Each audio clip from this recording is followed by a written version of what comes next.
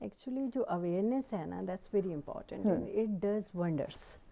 Awareness کی ہی سب سے زیادہ کمی ہے. لوگوں کو، خواتین کو پتہ بھی نہیں ہے کہ ان کے لیے کوئی انسٹیٹیوشنس کام کر رہے ہیں یا وہ ان کے کوئی رائٹس ہیں.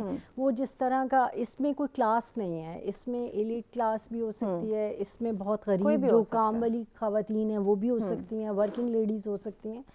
یہاں پہ ڈسکریمنیشن صرف گھروں سے سٹارٹ ہوتی ہے اور گھر سے لے کے ورک پلیس تک ان کے ساتھ ڈسکریمنیشن ہو رہی ہوتی ہے ایز اے جینڈر.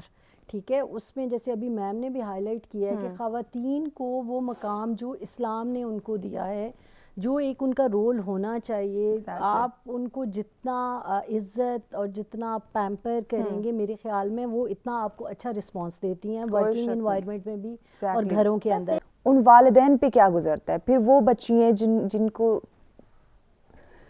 ریپ کرتے ہوئے ان کی زندگی تباہ کر دی جاتی ہے، ان کا مستقبل کیسا ہوتا ہے؟ بسم اللہ الرحمن الرحیم. مہوش، واقعی ایسا ٹاپک ہے جس کو جتنا اجاگر کیا جائے، جس پر جتنا بولا جائے، جتنا لوگوں کے ساتھ ڈسکس ہو، کیونکہ ہمارے معاشرے کا ایک مسئلہ یہ ہے کہ ان چیزوں کو ہم اس سینس میں لے لیتے ہیں کہ یہ غیرت کا مسئلہ ہے، شرم کا مسئلہ ہے.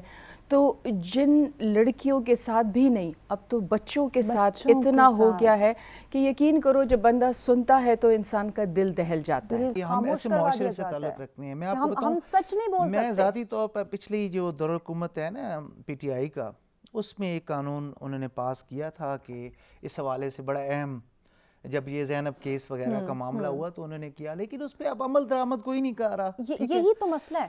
اب اس مہنگائی کے دور کے اندر کون سا بندہ ہے جو سروائیو کر سکتا ہے اور باعزت رہ سکتا ہے؟ وہ نہیں، یہ ممکن ہی نہیں ہے.